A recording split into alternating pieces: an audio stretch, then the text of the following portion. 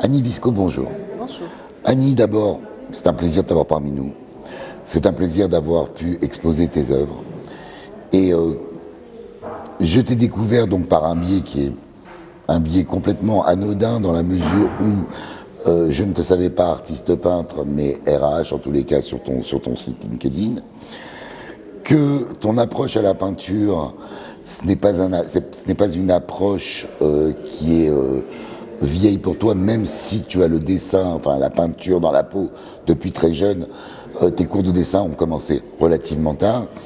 Et aujourd'hui, on découvre une artiste aboutie par son travail, par la manière dont elle a su mettre en œuvre ses tableaux, et qui a une parfaite utilisation de la peinture pour arriver à nous donner et nous faire ressentir des sensations fortes. Alors, certaines fois, tes tableaux représentent une scène de vie, certaines fois un personnage comme le mineur, où tout est noté dans le personnage, dans le visage, tu lui as donné l'expression, etc.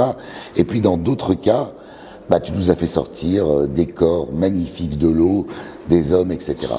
Et c'est surprenant de voir une réalisation comme ça pour quelqu'un qui n'a pas 40 ans de peinture derrière. Donc là-dessus, je voulais t'en féliciter. Je vais te donner la parole pour que tu nous parles un petit peu justement de ton passé. Et comme j'ai demandé aux autres, j'aimerais bien savoir si tu as eu une période antérieure et de quoi était faite ta période antérieure. De peinture, je parle. D'accord. Merci pour ces questions. Alors, c'est vrai que la peinture, c'est quelque chose qui m'a toujours titillée, on va dire, depuis toute petite quand même. J'ai une petite anecdote, c'est vrai que j'avais 4-5 ans, et puis j'avais fait une cruche avec des dessins dessus, de la peinture, et puis il se trouve que la maîtresse disait le coup de crayon et la peinture est assez régulier, et c'était assez étonnant pour cet âge-là. Alors mon père a voulu me mettre aux Beaux-Arts, mais j'étais vraiment beaucoup trop jeune. Et puis c'est passé du temps, et j'ai aussi passé le bac peinture, et là j'avais eu 18 sur 20 à l'époque, alors que je ne prenais jamais de cours, voilà. Mais ça m'a toujours, j'ai toujours gardé ça au fond de moi. De temps en temps je dessinais, j'ai essayé un peu d'aquarelle à un moment donné, mais sans véritablement aller plus loin. Et puis, divorce, je me dis, c'est peut-être le moment. J'avais pourtant une grande maison à l'époque quand je vivais sur l'île. Et j'arrive à Paris, dans un appartement plus petit. Là, je me dis, il faut que je m'y mette. Vraiment, j'avais besoin d'exprimer des choses. Et je suis passée par un premier atelier où j'ai appris le dessin, d'abord le crayon noir, crayon de couleur, pastel, acrylique.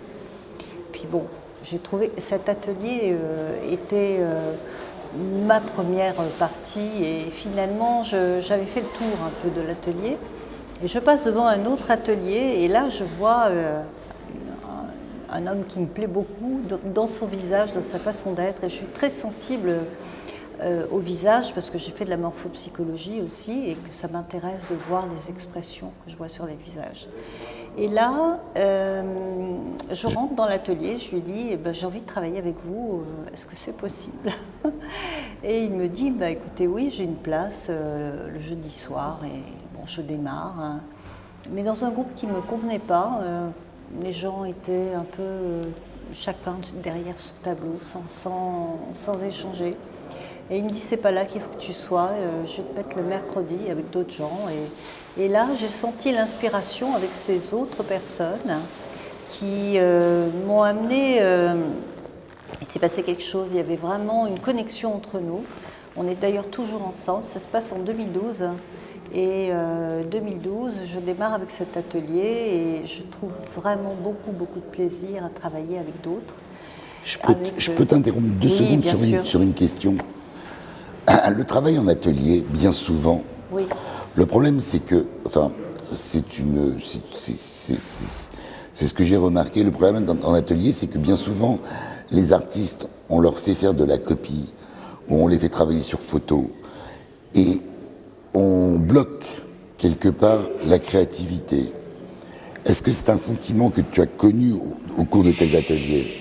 Non, alors il y a eu un début où il a fallu travailler les couleurs, et là je trouvais ça intéressant d'avoir justement un guide à travers ça, mais au contraire, il a toujours dit vers quoi tu veux aller.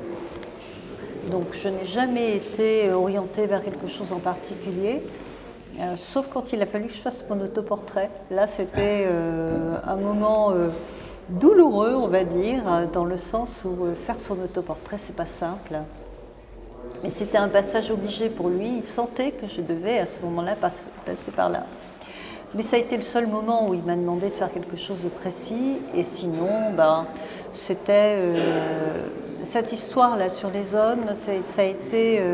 J'avais très envie d'utiliser le noir comme effectivement la peinture, parce que j'avais trouvé qu'il y avait des noms qui me plaisaient beaucoup dans le noir Atraman, le noir de Mars, le noir de...